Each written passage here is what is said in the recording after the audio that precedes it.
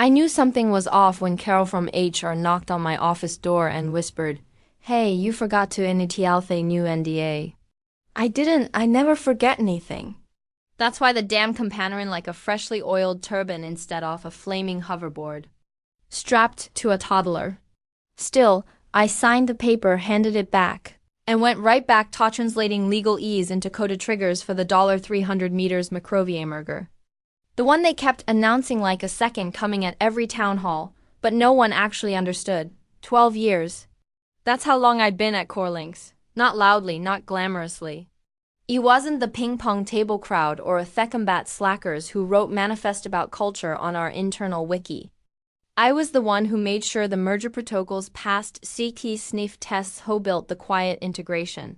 Lattice between Macrovia's creaking legacy system and our Frankenstein backend that had been duct-taped through 5 CTOs. You know, the boring stuff. The critical stuff. The stuff they didn't even know they needed until it was broken. And I had to crawl in at 2 a.m. on Christmas Eve to stitch it back together. That morning, I had 3 monitors open, 2 half-drunk coffees cold on my desk, and a post-it that said, "Ask Legal about Clause 9. Circled in angry red. Behind me, the office hummed with the usual startup bravado, project manager swaggering around. Like they invented him, devs arguing about whether Jessena was emotional enough, and one intern playing the same 30 seconds of a Kendrick song on loop until I nearly stapled his AirPods to the desk. And in the middle of all that, I sat there alone in my corner reviewing the final compliance for Macrovilla. My name, Amanda Delaney, sat right there on federal documentation. Third-party signatory, neutral witness, Clarence Eliason. I was the bridge. No one else in the company had that clearance. No one else even wanted it. The training alone was 6 months of red tape and APSA evaluation. It was like getting licensed to whisper into the Z's ear. They gave me the power, then forgot they did. I didn't mind. I like buying Jingable. There's freedom in it. Used to build quietly while the loud people drown each other in buzzwords. It wasn't aiming for the spotlight. I just wanted my systems clean, my documentation tight, and my coffee uninterrupted. Oh, and by the way, if you're still listening and you're not subscribed, what are you doing? Hit that little button and give this a like. 90% of you are ghosts. I see the stats. Come in. Means the world to our little team sweeting behind the scenes. Making fee stories Bing-worthy. Okay, rant over. Anyway, the only people who really noticed me were the ones who knew how fragile the entire setup was. Terry Andelgo, Joanna, and Macrovia's compliance fist. My old boss before he pivoted Topaka farming or whatever Bernu Texas he landed on. Everyone else, I was just Amanda in integration. Quiet, middle-aged, overdressed, overcaffeinated, underappreciated. Then Tate arrived, but let's not jump ahead. That day, I logged into the clearance system to file my final. The Macrovia deal was supposed to close in 72 hours. My sign-off was the last step. Everything was aligned. Months of work. BCKEN protocols. Audit triggers, third-party sign-offs, cross-border data complianceability, except I paused. Something felt wrong. I couldn't put my finger on it yet. Not exactly. But I opened my personal folder, marked contingency, and double-checked the clause I'd highlighted months ago, just in case. Because here's the thing no one at Corlinks ever understood. I didn't build systems for them. I built systems in spite of them. Because I knew someday they'd trip over their own arrogance entry to throw someone like me under Thebus. And I wasn't going under. Not without a fuse lit and a locked door behind me. They say when a company wants to screw you quietly, they do it on a Wednesday morning with free bagels. That's exactly how it started. The email came at 9:13 a.m. all hands. Mandatory 10 sharp. Exact team intro plus org updates. Don't miss it. That's HR speak for someone news in charge and heads era going to roll. Entertain Mallory then you chief operating officer. Mid-40s aljoline and caffeine wearing a suit that probably cost more than my Camry. He had that startup cult energy. The kind off guy who thinks synergy is a personality trait and refers to spreadsheets as weapons of mass disruption. He smiled too much, talked too fast, called himself a fixer. I knew from minute when we're all already broken in his eyes. He spoke for 42 minutes straight, dropping words like agility, modernization, and legacy tech rot. People around me clapped like he was Moses coming down from a Wi-Fi-enabled Mount C. I just sipped my burnt coffee and opened my terminal fixing a broken data bridge no one else even knew was failing. 3 hours later, Cheryl Nakadagan. This time she didn't bring paper. She brought 2 people from HR, one with a clipboard and one with dead eyes. Amanda, can we speak privately? Translation, bend over. It led me into a side room like I was being told I had rabies. No eye contact, no water, just a manila envelope slid across the table like a ransom note. Tate didn't even bother showing up. The letter inside wash off buzzwords, half redundancy, shifting core competencies. Your role no longer aligns with strategic vision. I was still reading when the clipboard lady said, "You'll need to return your badge and laptop bear 300 p.m. The other one added, "Secur's already been informed already." I stood up, walked to the door, and paused. Something flickered just past corner of my eye. On the front desk where they kept lost keys and half-dead-ad office plants was a printed photo of my face. In red marker, Samiani had scrolled, "Do not let her back." On floor, not employee, not Amanda, just a threat tape to laminate. It hit me in the gut like a sucker punch in a parking lot. Had trained their last 3 CTOs. I had kept our biggest deal alive with duct tape and caffeine. I had missed funerals, birthdays, anniversaries to babysit their God-observer migrations. And now I was being treated like a liability wrapped in Spanx. I didn't cry. That would have been giving them a gift. I took a breath, walked back to my desk, packed me things into a cardboard box. The way people do in bad sitcoms, except this was real. My palms were cold. My heart was hammering. Everyone around me avoided eye contact like I had contagious failure. My assistant Kyle mouthed, "I'm so sorry," from across the floor. I gave him a nod and a half smile. Then I did 2 things. First, I handed him my badge. No scene, no speech. "No, you'll regret this." Just a quiet goodbye and the soft click of a lanyard dropped on polished fake wood. Second, I stepped outside, sat in my car, and unlocked my phone. I opened my Secure Vault app, accessed the encrypted key store, and I deleted 1 key.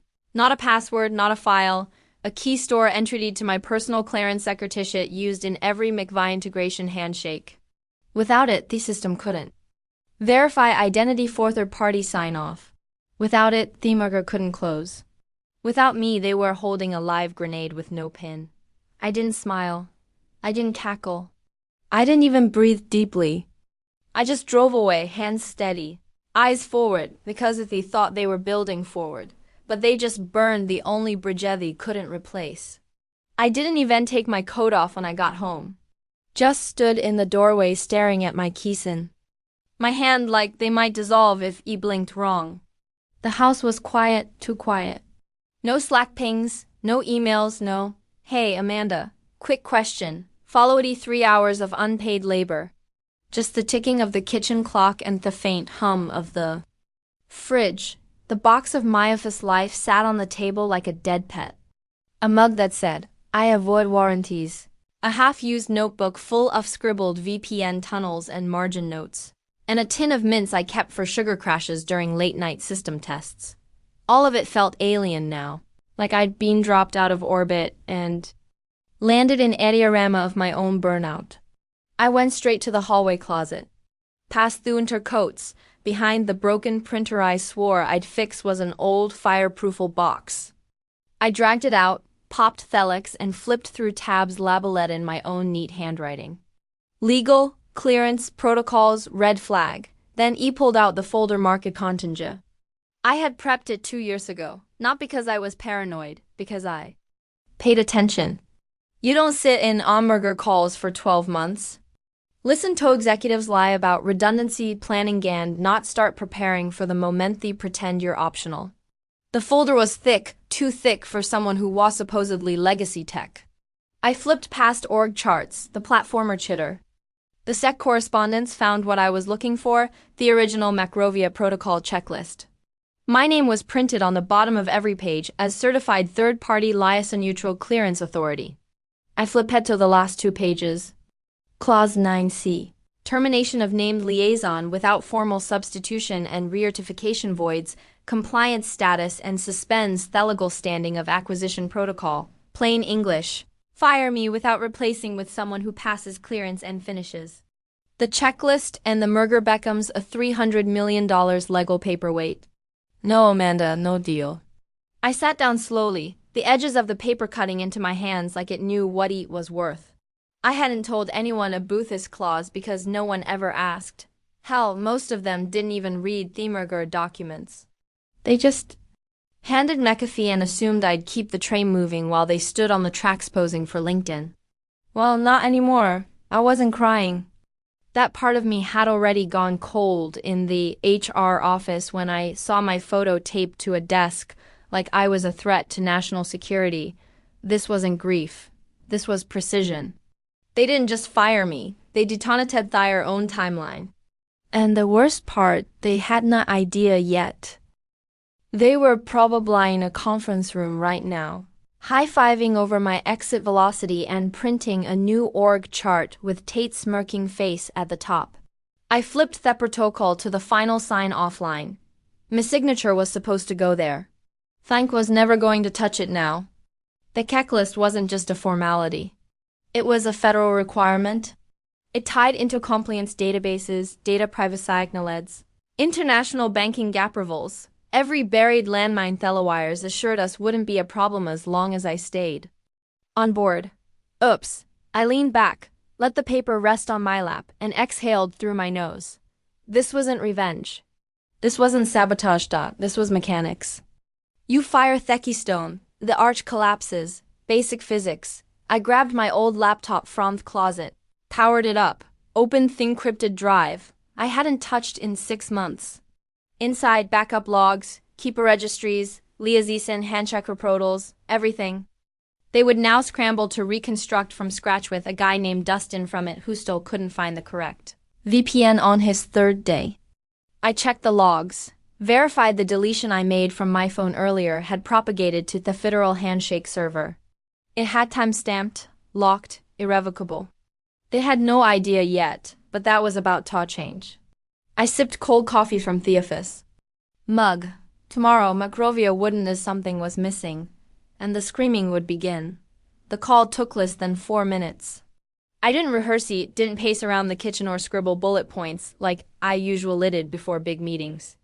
I just sat there at my dining table, the merger folder open beside a bowl of cereal I'd stopped eating hours ago, and dialed that number I knew by heart, Macrovia Compliance. This is Greg Taylor. His voice was chipper. Too chipper for a man standing on the edge of a $300 million pit. Hi, Greg, I said calm and flat. This is Amanda Delaney. There was a pause, papers shuffled. A mouse clicked. Oh, hey. I was just looking at your final checklist. Actually, we were expecting your last sign off Summit this week. Are you calling to confirm that went through? I leaned back in the chair, eyes tracing the sunlight pooling across the carpet like nothing. What's wrong? Not exactly. Just wanted to check in something in the process flow. See if there were any updates on your end before I submit anything further. Another pause. This one longer. Wait, you haven't submitted it? No. Okay, but why? His voice changed. The smile dropped off a cliff. They terminated yesterday. Silence like the air left the phone line. I'm sorry. What? No worries. It happens. Just thought you might want the information before proceeding. If you need formal notice, I can have my attorney draft something. He sounded like he was flipping through documents frantically, looking for any reference to that this might be a prank, a miscommunication, a bad Zoom connection. They fired you? He finally asked. I'm no longer employed at Core Links. My badge was revoked. Systems access disabled. Officially removed, but you're the named liaison. Your credentials are hardwired into the process. Your ID is listed in the acquisition binder. Interagency compliance flags are tied to your profile. We can't just switch you out. That's correct. I let him sit with that. I'll send you the formalities shortly, I added. Wouldn't want any ambiguity. And with that I hung up. No flair, no dramatics, just a scalpel slice straight through the spinal cord of their acquisition timeline. Then I called my lawyer, Daniel bless him. Didn't even ask why until page 3 of termination letter. By then, he was already drafting a 2-sentence substitute for Macrovia's legal team. Amanda Delaney no longer represents Core Link Systems in any formal or advisory capacity. Effective immediately, the sentence landed like a gunshot behind glass. The moment it hit, the brakes screamed, Macrovia froze final signatures, halted the merger account, locked outbound authorizations. Escrow triggers paused mid-breath. 5 minutes later, my system lit up. Secure access handshake failed. Key mismatch. Yeah, that's going to keep happening. Boys. Then I did something small. Petty, maybe intentional. Definitely. I opened my phone and scrolled to my old assistant's number. Kyle. Good kid. Still green. Still tripping over his own urgency, but smart enough to feel the floor shifting before it cracks. I texted him. They might want to check clause 9C. Just a thought. Hope you're okay. No smiley. No signature. 3 minutes later. What the hell is clause 9C? Everyone's freaking out. Did you hear something? I didn't answer. Let it sit. That wasn't cruelty. That was education. The kind you only get when the ice splits beneath you and you realize the lifeboat's left before you notice the water. I stared out the window. Sun slipping behind the neighbors' roof. Christmas lights blinking across the street like a nervous tick. It was March. I didn't feel smug. Didn't feel giddy. Just weightless. Something had shifted. Tectonic. And for the first time, I was standing exactly where I was supposed to be. They hadn't just handed me leverage. They wrapped it, tied a bow on it, and fed it straight to my front door. I didn't need to shout. Didn't need revenge. I was the consequence. And they were about to learn what happens when you cut your foundation loose and pretend the house won't fall. By Friday morning, the storm cloud sat square over Core Link's headquarters. No one packed an umbrella. Merger. Signing. 10 o'clock. At M. Full executive circus. Polished shoes. Power ties. Legal briefs lined up like dominoes begging to fall. Macrovia was supposed to roll in smiling. Press pen to paper and pretend it wasn't already done. 10 o'clock came. Then went. No Macrovia, no signatures. No calls. Just silence. At 10:12. Tate stood at the head of the conference room, clicking a Sharpie like it might turn into a wand and undo his mistake. Well, he said, forcing a grin, you know how legacy firms are. Slow, paper-heavy. We'll fix it internally. He said it twice, like a prayer. Except the problem was already internal. 3 floors down. Someone whispered about clause 9C. Kyle couldn't help himself. Bless his anxious Gen Z heart. He mentioned it to a junior analyst, who dove into the dusty shared drive. Found the original merger protocol Amanda uploaded months ago. Screenshot. Forward. By 11:37. It hit Slack. By noon. Panic had legs. General counsel stormed the hallway demanding signatory logs. HR melted down. Compliance froze. Invoices. Legal asked who approved my termination. The merger lead called. Macrovia got stonewalled. We are currently reviewing internal documentation irregularities. Please stand by.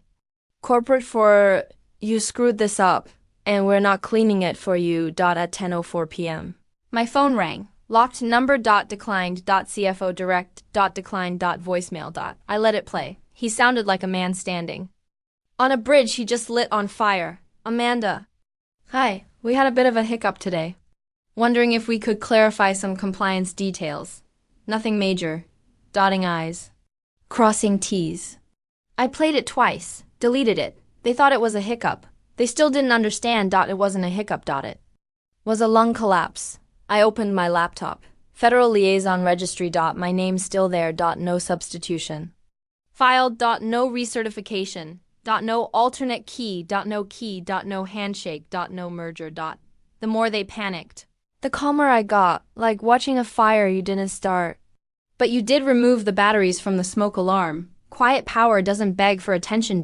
It just exists. Kyle texted again. They're freaking out. Legal blaming IT blaming legal. Tate says it's a credentialing bug. Did you do this? I sent one emoji. Let them interpret it however they needed. I made grilled cheese. Watched Judge Judy. Answered emails for my other consulting gig. The one.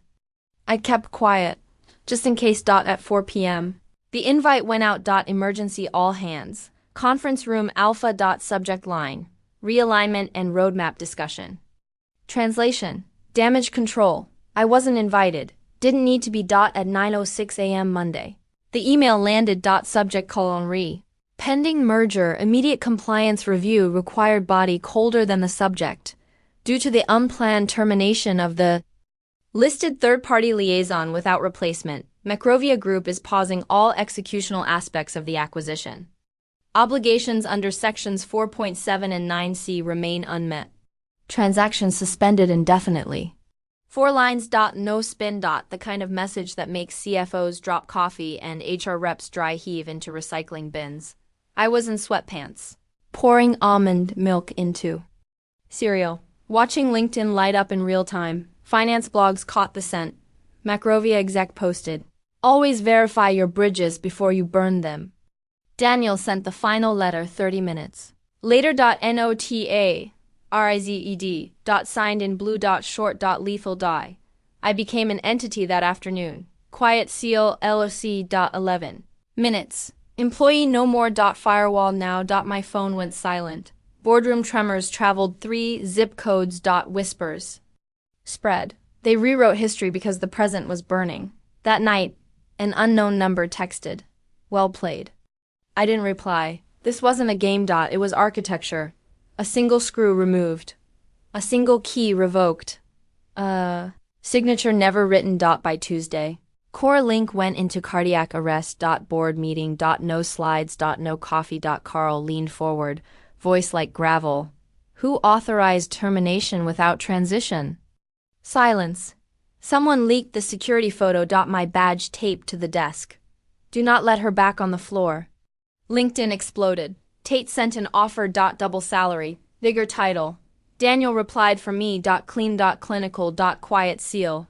LLC. Available. Market rates apply. Retainer required. The narrative flipped overnight. I hadn't burned the bridge. I turned it into a toll road. Macrovia pulled out Thursday morning. Stock collapsed. Executives fled. I never went back. Friday morning. Courier arrived. Velvet box. Note inside. Next time they'll know who built the bridge. I placed it on my shelf. Quiet seal signed another client. One of them was Core. Link. 4 times the rate. No complaints. Morning light poured in. Coffee warm. Phone buzzed.